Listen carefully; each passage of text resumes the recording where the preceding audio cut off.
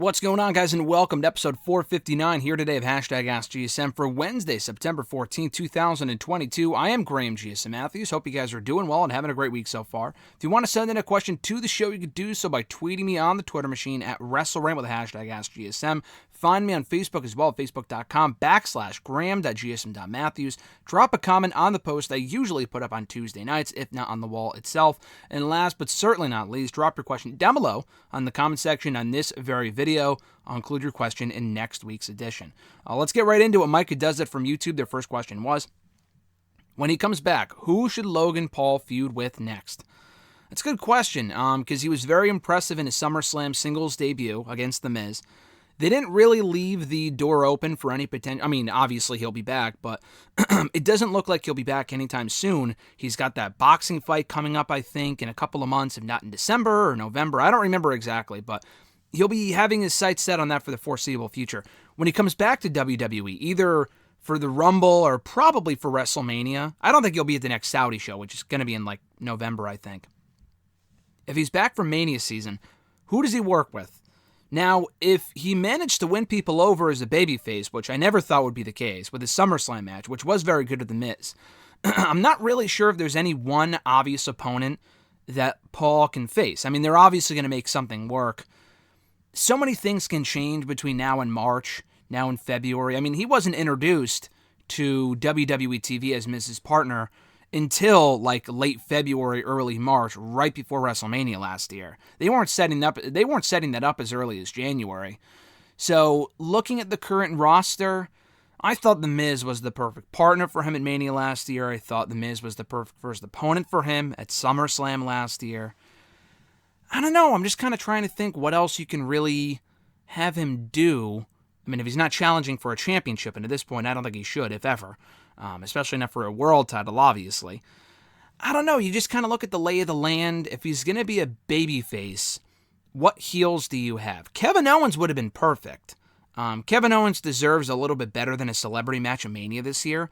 But Owens would have been perfect because remember, him and Owens kind of have unfinished business. Unless Paul comes back as a heel. That's probably the number one choice just because they have history from 2020. When Owens stunned him at WrestleMania, and then I think Paul may have gotten back at him by helping Happy Corbin attack him on SmackDown, like, over the summer or whatever. So, they've interacted a few times on TV. Owens would probably be the most likely choice. Owens is currently a babyface. He could be a heel again by Mania, who knows. But Kevin Owens would probably make the most sense. I don't really want AJ Styles involved in a fucking celebrity match. But then again, I mean, what else is he really doing right now? You know, AJ, I think, could work. He doesn't necessarily have to just be on Raw. He can go to SmackDown, but if he goes to SmackDown, I doubt he faces Braun Strowman. I don't think we get Dexter Lumis and Logan Paul at WrestleMania. Him and Drew, no. Cody will hopefully be doing bigger and better things. Rollins, hopefully, will also be doing bigger and better things, but can't, underestimate Rollins. Rollins and Logan Paul would probably be a great match, to be honest. Looking at both brands right now, again, so much can change in the next 6 months. Sami Zayn knocked it out of the park with Johnny Knoxville this past year.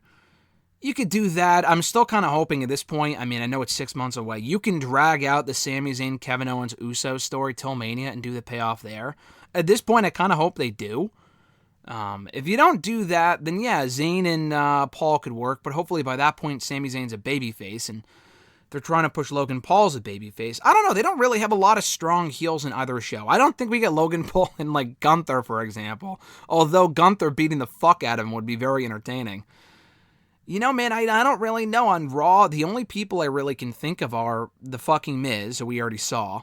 Roman Reigns is not an option. What other heels does WWE even currently have? Rollins, I don't think that's going to happen.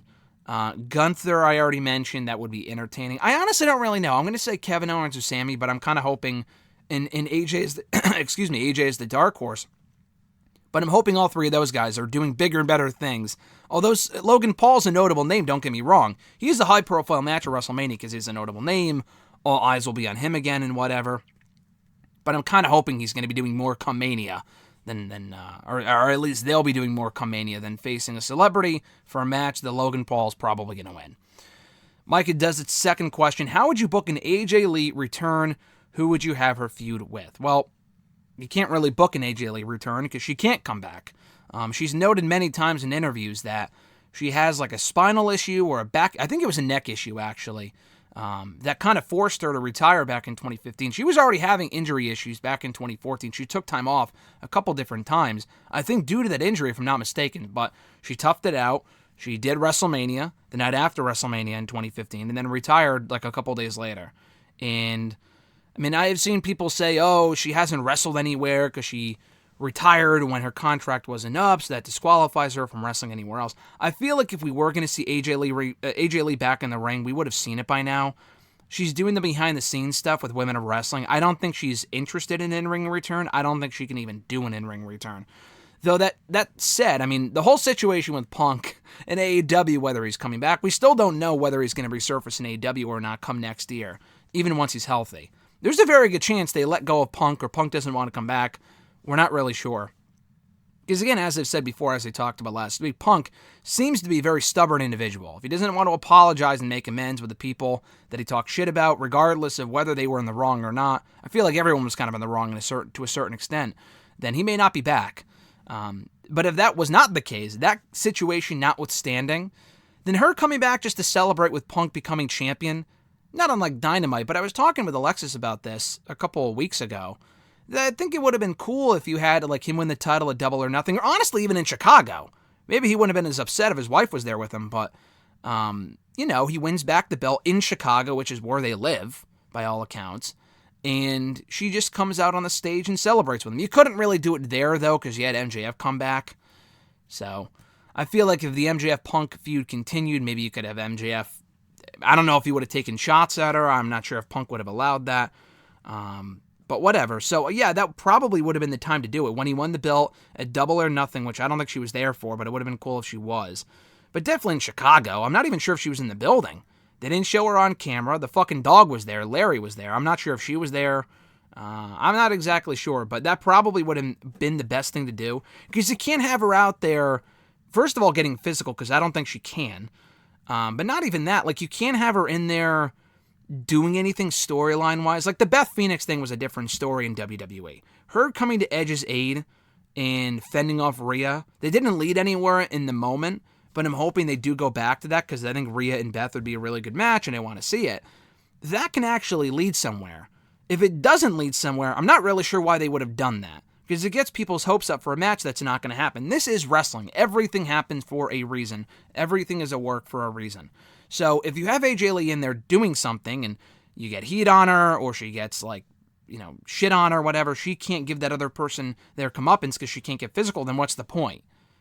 And she's not just some 70-year-old legend where she can come in and get shit on and then go away.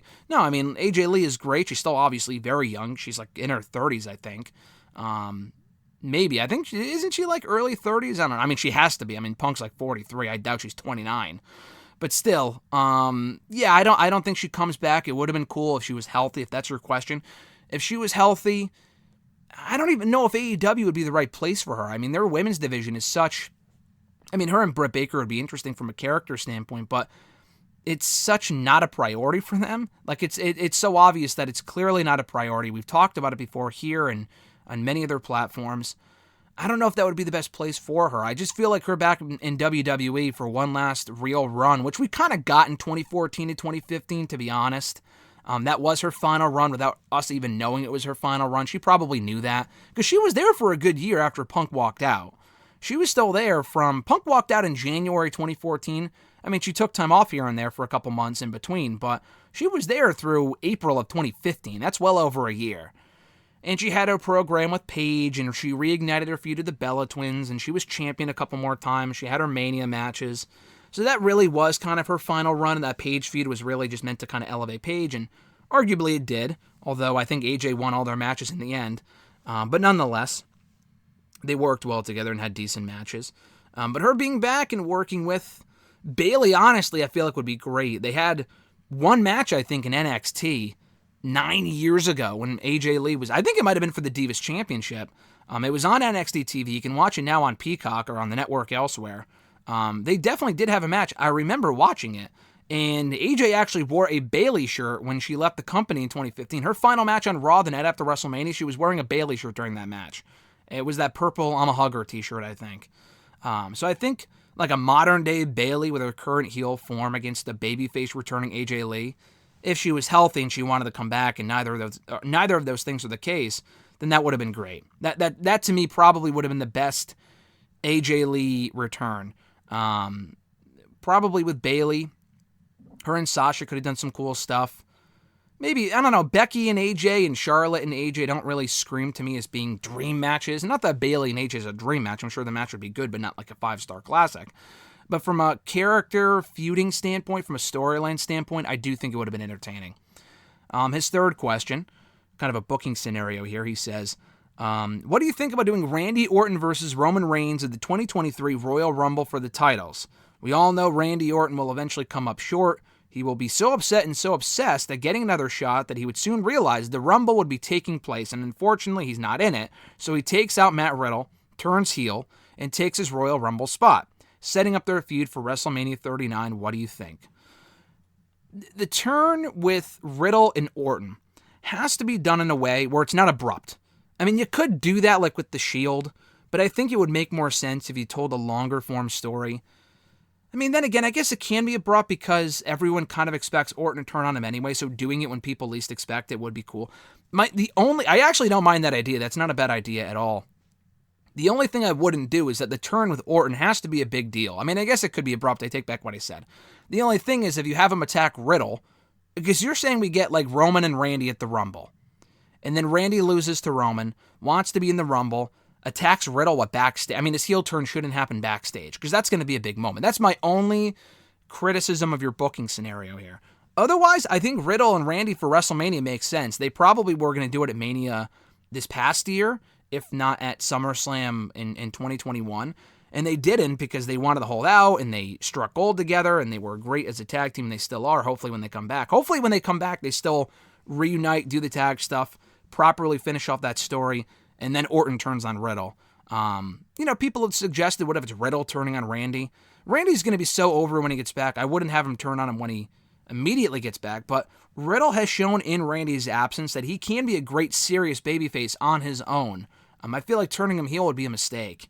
Although Randy's a great babyface, and you probably would expect Randy to win anyway. It's kind of like the Legacy thing from 2010, where the real breakout star of the Legacy was Randy fucking Orton and not Cody or Ted, because Randy got more over than Cody or Ted ever did at that point, and kind of sabotaged Ted DiBiase's career. And he wasn't amazing anyway, but he deserved more of a shot. And Cody was kind of mid-carded for quite a while. So I don't want to see that same. I don't want to see the same thing happen to Riddle.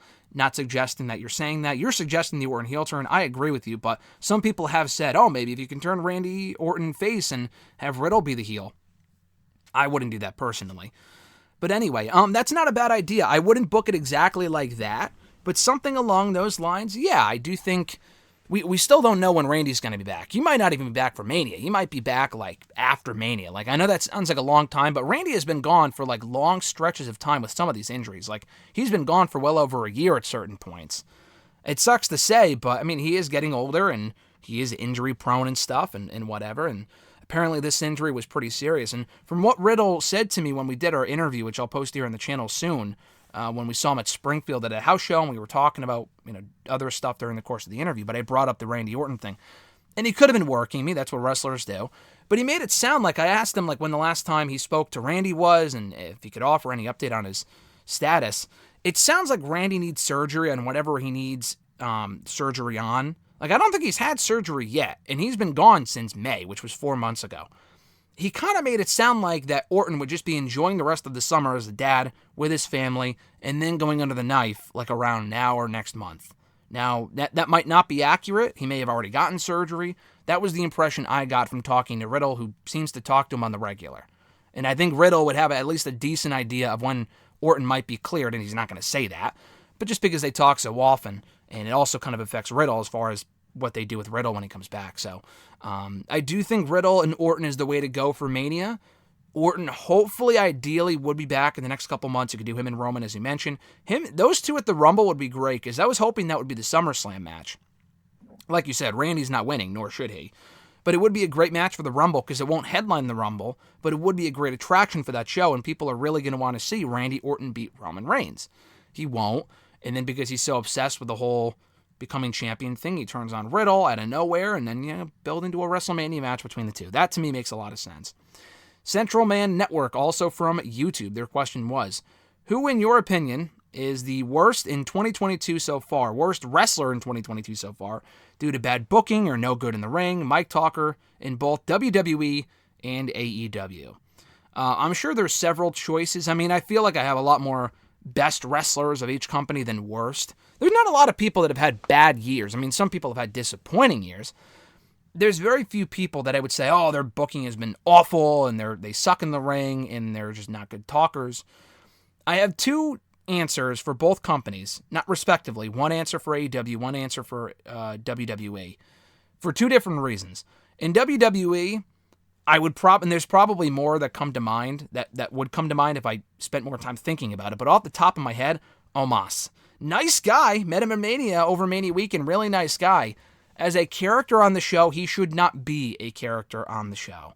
Omos is fucking terrible in the ring, and his opponents have had to carry him. I thought the Bobby Lashley feud, to be completely honest, was at least passable, and the matches were not awful. Shockingly so, they were not bad matches.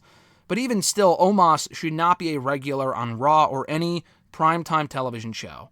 And thankfully, he has barely been on. I know he was on Monday's Raw, but he has barely been on since Triple H took over. I do not think that's a coincidence. Vince McMahon was a big Omos guy, but he was never ready. That's what there's a reason why he never really had a run in NXT, because he wasn't ready for an NXT run, let alone for a fucking main roster run. I mean, being a bodyguard is one thing. He's okay at doing that. Being a tag team partner, fine, but being a solo singles act at this point, his progress is not where it should be for a guy in his position. So he hasn't had like this awful year, but as far as the guy that probably should not be on the show, and his push is completely fizzled out, would be Omos. Like, AJ's had a very disappointing year. AJ Styles has never been more of an afterthought in this company than he is right now. But I'm talking as far as like promos and booking. He sucks in the ring. He can't talk. That's why he has MVP. And his booking has just been... he's been on Raw quite a bit, at least before lately. He was on Raw quite a bit in the first 6 months of the year. They had him beat AJ Styles clean on Raw, like the first Raw of the year. And I'm thinking, why the fuck would they do that? I mean, AJ is much more of a priority than fucking Omos should be, but whatever. Anyway, as far as AEW goes, the first name that comes to mind for me from AEW is Sammy Guevara. Not because he's bad in the ring. I mean, this is what I was saying, kind of the opposite from Omos, where he's great in the ring. His booking has really been the problem for me. I just got done talking about this with RJ over text a couple minutes ago, actually. But he's just no fucking good as far as the booking goes. I mean, he's had some great matches. The Scorpio matches were fine. I thought the Cody Ladder match is really where he really peaked this year. That was an awesome match back on Dynamite in January. But the Ty Conti stuff has been unbearable. Him joining Jericho Appreciation Society, which as a stable has sucked. Jericho, he's had his moments, which is why I won't say he's the worst wrestler in AEW this year. He's had his moments. Guevara's had pointless title reign after pointless title reign. His booking has been awful. Turning him heel was the right call, but he's just so unbearably annoying. It's like channel-changing heat with me. It's not like, oh, he's such a great heel. I'm not saying he should be wanting to get cheered, but he's just obnoxious. The Ty Conti stuff is stupid. Throwing Anna Jay in there is stupid. The whole thing is dumb. The whole thing sucks. And it's amazing how far he fell off from where he was like a year ago, almost exactly 1 year ago, winning the TNT title in the main event of Dynamite. It might have been 1 year ago this week, if not in a couple weeks. But he won the title, and he was this hot baby face, and he did nothing. He had a couple defenses here and there, but he was an afterthought. The belt was an afterthought, which nothing has really changed. The Inner Circle stuff sucked, and then he turned heel, and the Ty Conti stuff has been no good. At least they had enough common sense to turn them heel as a group, as an act, and it's all right. They're a good heel act, but it's like the booking is they're just very one-dimensional, like, oh, let's make out all the time. Like, that's not very interesting. We've seen it, and it's fine, but I feel like it's just Penelope Ford and Kip Sabian in 2022. And it's better because they're bigger stars than Penelope and Kip Sabian were, but it's just, I don't know. Something about Sammy just he's so fucking annoying. And like him beating Darby, I mean, again, that's a good thing for a heel. I'm not saying he's awful, because he is great in the ring, and he can be. I like Sammy Guevara, but his booking has just been awful. He has not had a good year at all, in my opinion. No L. I mean, he got married, so, props to him for that. He can't be having a completely terrible year from a personal standpoint. But anyway, no L from Facebook. Their first question was, who should be the one to win the AEW World Championship Tournament? Looking at it now, Darby going all the way would have been cool. They're adamant about doing this whole tonight Jericho Appreciation Society versus Blackpool Combat Club bullshit. Who cares? I'm thinking Moxley wins the whole. Bryan Danielson winning the whole thing would be cool. People saying, it probably should be Moxley, and then MJF cashes in. The end game should be MJF cashing in either next week or at Full Gear and winning the title. I mean, whoever is winning this tournament, the issue with it is that it's basically an interim tournament without calling it a fucking interim tournament. It really is. Do you give the belt to Moxley for a third time, and then he has another uneventful reign that ends either in minutes or at a month? Or do you give it to Bryan Danielson for the first time, MJF cashes in, and then Bryan has to chase? That's probably what I would do. And I know people are going to think, you're going to give someone else another really short title reign. They're going to have a short title reign regardless, whether it's a month, whether it's a couple minutes. That title is a fucking joke right now. I mean, Page held it for 6 months, and he really did not do a lot as champion at all. I mean, he had a lot of great matches, but his development as a character was very off during that period. Punk wins it, immediately gets hurt.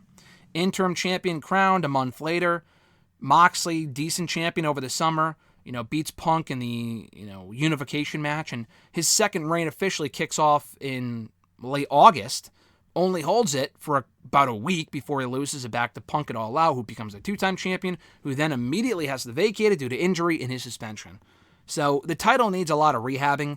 Whoever wins it, holding it for like a fucking night or a month isn't going to help. But that's the fucking corner they booked themselves in. They could have easily just put the belt on MJF. I know they probably want that moment of him winning it, either at Grand Slam or at Full Gear. I get it. But from a storyline standpoint, if he already had the title shot, why wouldn't you just give him the championship? I mean, anyone else winning the title before he does is really dumb. And he was like, I already have the title shot. I can cash in whenever. Okay, then why didn't they just automatically be given the title? No one has really explained to me why that is not the case. Realistically, I mean, I understand from a booking standpoint, you want, you kind of want to fill TV time. I get it, but to me, the whole thing is dumb. I would just put the belt on Bryan to do something different. I guess it could be Moxley, and you can do, Moxley and MJF. I guess it would be 3, because if MJF cashes in at Grand Slam and wins it for Moxley, it would be the rubber match if you count their first match from All Out 2 years ago. Yeah, I guess that makes sense, and then you can move on to Bryan. I'm not really sure what Bryan does at Full Gear. Honestly, I'm not really sure what either guy does at Full Gear if it does not involve the world title. Because even if Bryan wins, what do you do with Moxley is the question. I don't know. But yeah, it really doesn't matter. To me, it has to be between the two of them. Guevara is a goof, and Jericho, absolutely no fucking thanks. So it's really between Moxley and Bryan. Honestly, just put it on Bryan, just to swerve people, because I think everyone kind of expects Moxley to win. I don't care if his reign is short-lived. He can get it back at some other point down the road, and that's what I would do. Next question, also from Noel from Facebook. Should Jamie Hayter be the one to beat Jade Cargill for the AEW TBS Championship? I was hoping it would be Athena either at All Out or in a rematch. I mean, they very well may continue the feud and do a rematch next week or at some point in the next few weeks. I mean, she wasn't, just because they weren't on TV last week doesn't really mean much. Athena was on Dark a time or two, but again, doesn't mean a lot. We'll see. If it's not Athena, then honestly, Jade would be the next best choice. I don't know if it was here on this show or if someone tweeted me. Britt and Jade, absolutely no fucking thanks. Like I just said about Jericho. Britt being the one to beat Jade would be insanely fucking dumb. That is the absolute last thing that Jade needs and the absolute last thing that Britt needs. Whoever beats Jade should benefit.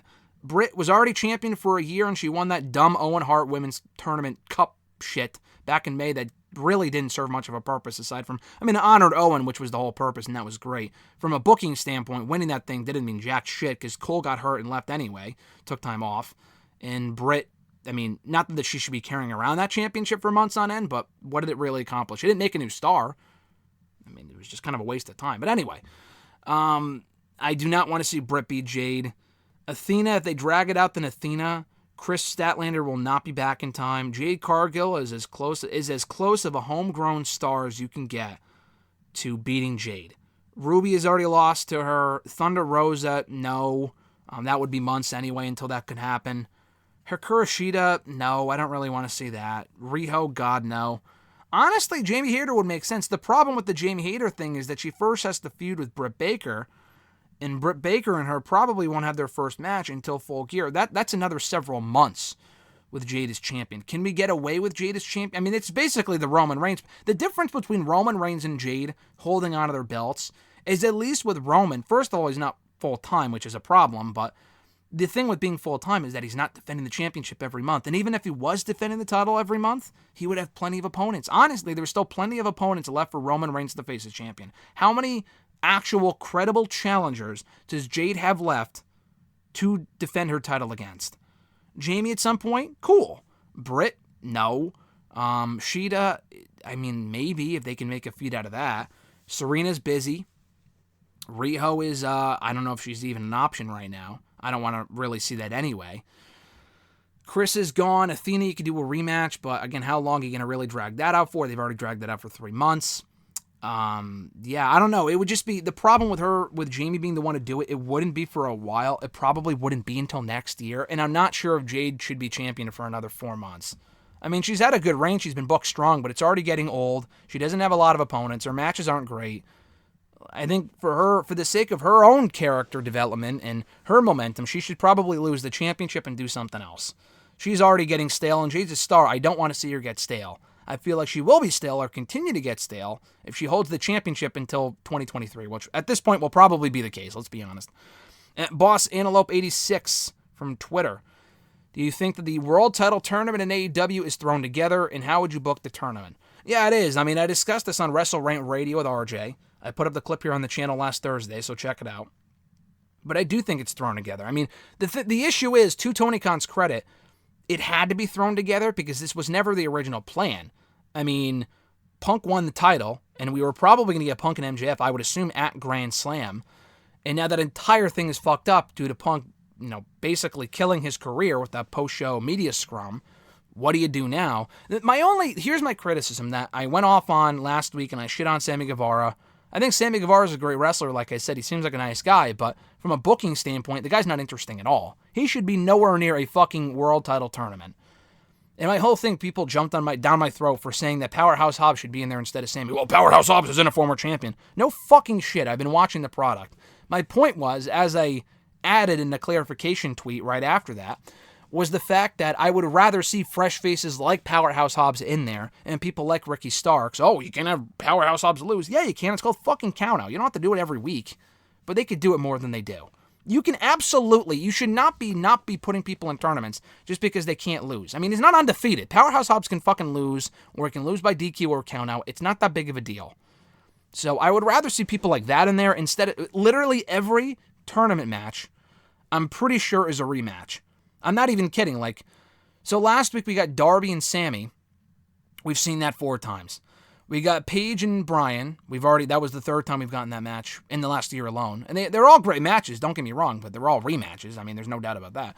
Jericho and Bryan, rematch from All Out. Moxley and Guevara, even that's a rematch. I don't know if they've had a match since, but they definitely had a match right before Revolution in 2020. And then the finals, if it ends up being Moxley and Bryan as it should be, that's also a rematch from Revolution. Not a single fresh match. And this is a roster that's so deep. How the fuck can you not find time for other people like Miro? Someone like that. I mean, how are they not in the tournament? He's a former champion. He's a former fucking champion. That makes no sense to me. Absolutely no sense. Just put fucking Claudio in there. My God. Oh, I don't want to have him lose. I mean, who gives a shit? Who cares? At some point, these people have to lose. Claudio losing would not be the end of the world. I know he's a world champion, but it's a champions tournament. It just makes sense. It devalues the title if you don't have the actual Ring of Honor world champion in there, in my opinion. But anyway, whatever.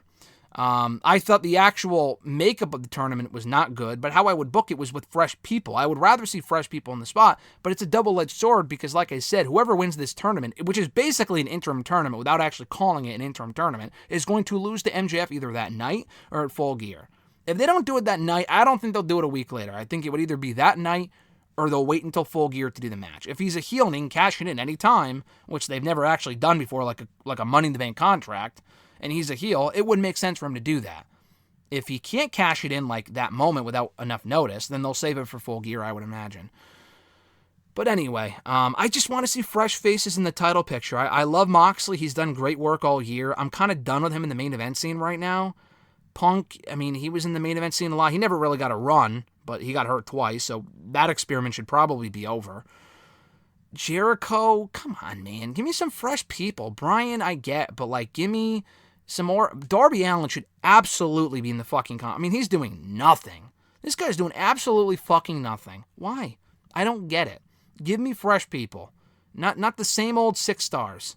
Give me more of Starks. Give me more of Hobbs. Give me more of Miro, my God. Malachi would have been great if he didn't receive his conditional release, which totally understandable given the circumstances. But more people like that, please. How I would book it exactly, I'm not going to do that right here. But I just wanted more fresh faces. They don't even have to win the whole thing.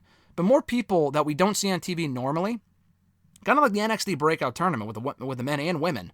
They don't have to win the thing, but at least having him in there so we don't get rematch after rematch. I mean, people complain about the WWE rematches. I feel like we've been getting a lot of AEW rematches lately that aren't really justified, that we don't really need to see. At Iwagu91, your thoughts on Sheamus donning a mohawk and braided beard. He's talking back in 2015 when he came back from that injury.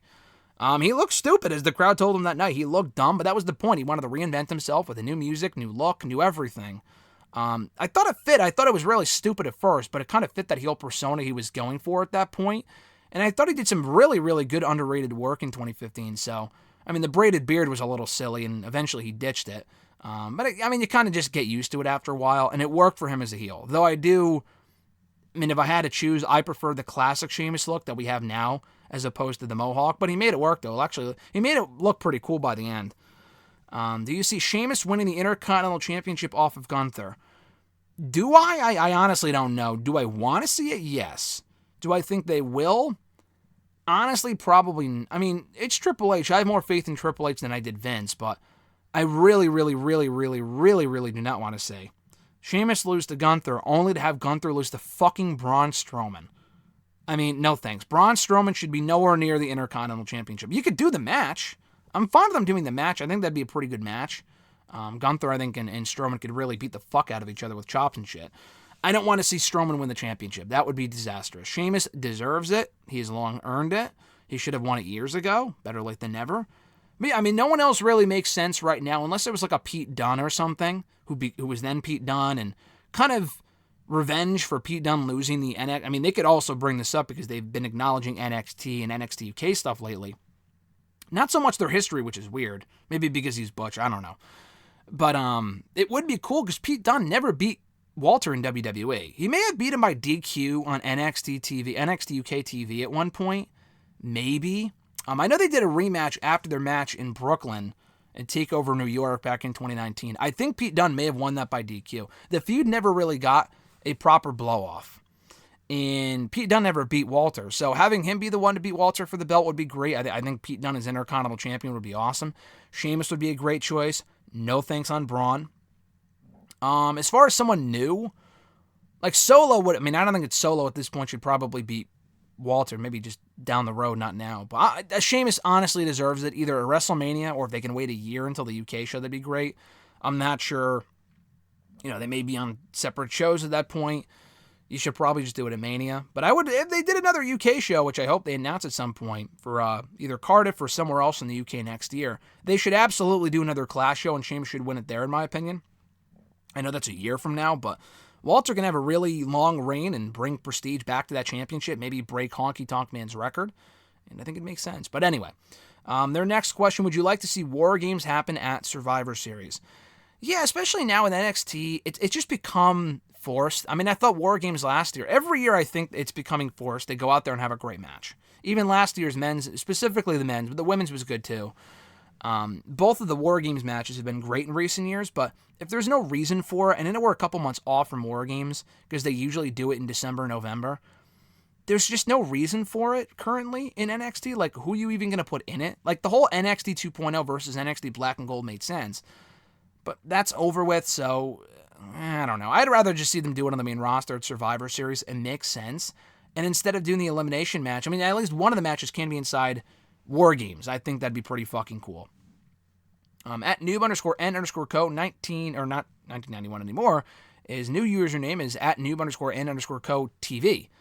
His question was, your thoughts on some of the announcements from the D23 convention over the weekend. Fans were not happy with the live-action version of Little Mermaid, but there were exciting trailers for Marvel and Star Wars. The people that are complaining about the Little Mermaid thing for the obvious reason that it's not the exact same character and how she looks from the fucking Disney cartoon, get the fuck over yourself. That is the absolute dumbest thing to complain about. I'm not saying you should love the movie when it comes out. It probably even won't be that great. But they're taking a chance on a new actress of color. I think that's great. I don't think it's that big of a deal where it's that important to the heritage of the Little Mermaid character that she has to be this white girl with red hair. Who gives a fuck? I mean, people might say that's the whole point of Ariel, where she has that iconic red hair. Who gives a shit? Who cares? I think what they're doing instead, and people are going to say, oh, it's so woke. Who gives a shit? Woke, broke, who gives a fuck? That doesn't bother me at all. And anyone really getting upset about that, if you don't have to love it. I'm not saying you have to love it, but people taking issue with that and kind of just complaining about it and being angry about the fact that they didn't go with some white girl with red hair, to me is just, over a fucking kids movie, is one of the dumbest things I've seen in some time, and that's saying something. Otherwise, I thought, I didn't see the actual trailer, though. Everything that I saw from D23 actually looked pretty great. I tweeted about this the other day, but the Marvel announcements was cool. It's very cool. They're bringing back Tim Blake Nelson as the leader for New World Order. I hope he's at the end of She-Hulk, but that's very random that he's in Captain America 4, but I'm looking forward to that, though. I'm looking forward to his return, and they announced a lot of good movies there. The Werewolf by Night stuff, which I'm not overly familiar with. That looks pretty cool. I saw the trailer for that. The trailer for Secret Invasion coming out, I think next spring, also looks really cool, so I think there were a few other trailers. The Star Wars stuff looks cool. The Tales of the Jedi, I think it's called, comes out, I think next month. It's like a series of shorts coming out on Disney+. So, yeah, a lot of cool stuff coming out of D23, and as I said in that tweet the other day, if you're a Star Wars fan, if you're a Marvel fan, we're eating well for the next few years as far as all the content coming out, which is really cool. Next question from at Mike Ponek. I think this is the last question of the week. I know there is radio silence in AEW, but has anyone confirmed CM Punk's injury? What did he wreck? Is it fully legit? And what about Ruby Soho's nose? So the thing with injuries in AEW, and not to say they've never done this, AEW is very weird. They never actually officially publicly announce injuries, and the wrestlers very rarely do not either. So we're just kind of left to speculate, because like a lot of the times when we complain, oh, why isn't so-and-so on TV? They're probably hurt. You have to kind of, some people just aren't on TV because they have no plans for them, or they're just on Dark and people don't watch Dark, so they don't know that. But there are several people that are out hurt that we never know what actually is happening to them, because they don't either come out and say anything, or AEW doesn't say anything, and I don't know why.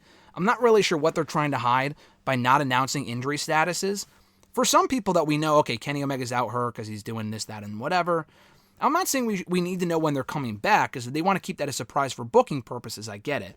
But to not even announce that some people are going to be out hurt, I mean, that's fucking weird. I know they did with Chris Statlander, among other people, but usually some of the lower level people, or the mid-card people, are hurt or dealing with injuries, and we don't know they're hurt until people speculate or ask fucking Sean Ross Sapp or whatever. So I wish they would be more outward with that. The Punk injury is different, though, in that he is definitely hurt. I mean, multiple sources have confirmed that. I think it was a torn pec, the exact same injury that Christian Cage is said to have suffered, and that it's going to keep him out for like 6 to 9 months. He's going to be out for a little while.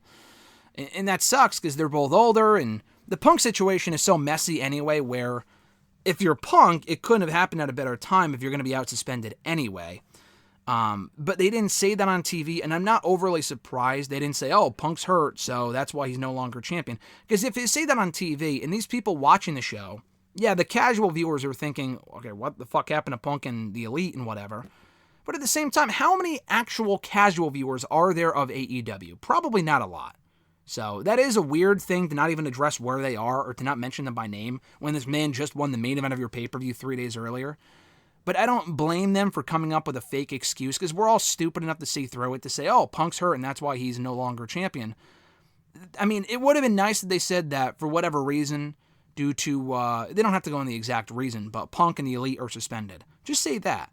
They don't even have to say Punk is injured, because if you say Punk is injured and that's why he vacated the title, then it kind of gives off like, oh, if he wasn't injured, then he would still be champion and they wouldn't have suspended him and blah, blah, blah. You can't do that, and that would have sent the wrong message. So I'm fine with him not saying on TV that he's injured. They probably should have alluded to the fact and mentioned them by name. I mean, they're not fucking Chris Benoit. They didn't kill their entire family. So I think it's okay to not, to mention their name. I think it's okay if they call them Punk and the Elite and they're not here due to being suspended. But it also might be a legal thing. I mean, they don't have to go into the exact details of what happened. I get that. But would they really be in legal, in legal trouble if he just went on TV and said they were suspended, which apparently is true for all involved? I don't know. But as far as the Punk injury, it is legit, suspension or not. He may not even be back. But if he is back, he won't be back at least through the first or second quarter of 2023, which sucks if you're a Punk fan like I am. But, I mean, he probably should be out for a while anyway, following his actions of All Out Evening, following the pay-per-view, not at the pay-per-view itself. So that's why Tony Khan hasn't come out and said anything about it, because first of all, they're still trying to figure shit out, and that's not really the primary concern anyway. As far as the Ruby Soho nose injury, I think that's also legit. Again, the company does not come out and say these things like, oh, Ruby Soho is hurt. I don't know why. She's a notable enough name to where we should probably get an update on how she's doing. People are just concerned at the end of the day. Some people are nosy, and I understand that. But some people also just want to know she's okay, and she didn't die or anything, I'm sure. I'm sure. Obviously, she didn't die, is what I meant to say. But what I mean is that we should probably at least know, okay, will she be back soon? Maybe not next week, but I just want to know that, is it broken? Was it a sprain? Is she okay? Will she be okay soon if she's not already? So, I'm pretty positive it was a legit injury. And honestly, if that was all she came away with from that match, after that fucking botched, awful-looking spot from Sammy and Ty, where I think it was the finish where she got dropped right on her fucking head. If she wasn't injured from that, then that's a miracle. Thank God. If all she walked away with was the broken nose, that is best-case scenario, because it could have been a lot worse. And I think she's had neck issues before, I think. She certainly had shoulder issues that kept her out of action in WWE for like a few years ago. So, thankfully, apparently, hopefully, she was not severely injured on that front. As far as the broken nose, if that's all it was, then hopefully she will be back soon. I don't know if she'll be back on TV, because they weren't really using her on TV much before the whole Sammy Guevara, Ty Conti feud anyway. She'll probably be back to dark duty if we're being honest here, but hopefully it won't be long that she'll be out of action for. And that's going to do it, guys, for episode 459 here today of #AskGSM. Wednesday, September 14th, 2022. Thank you again, guys, as always, for checking out the show. I appreciate it. If you want to send in a question to the show, you could do so by tweeting me on the Twitter machine at WrestleRant with the #AskGSM. Find me on Facebook as well, facebook.com/Graham.gsm.Matthews. Drop a comment on the post I usually put up on Tuesday nights, if not on the wall itself. And last but certainly not least, drop your question on the comment section down below, and I'll be sure to include your question in next week's edition. So with all that being said, guys, enjoy all the content coming here to the channel that has already gone up here on the channel, coming to the channel in the coming days, from interviews, Q&As like this, WrestleRant radio excerpts, this is #AskGSM. What I meant to say was #GSM for GM, my GM in WWE 2K22. 2 new episodes coming this week and next week, so keep an eye out for those. SmackDown audio review, Talking Smack review, or SmackDown Lowdown review as it is now, Raw Talk, and a lot more. So if you haven't already subscribed, what are you waiting for? Please do so. I would appreciate it. Thank you for 30,000 subscribers here on the channel. I'll try to do a formal video on that at some point. If not, thank you. But nonetheless, guys, have an awesome one. I'm Graham GSM Matthews, and I'll catch your ass down the road.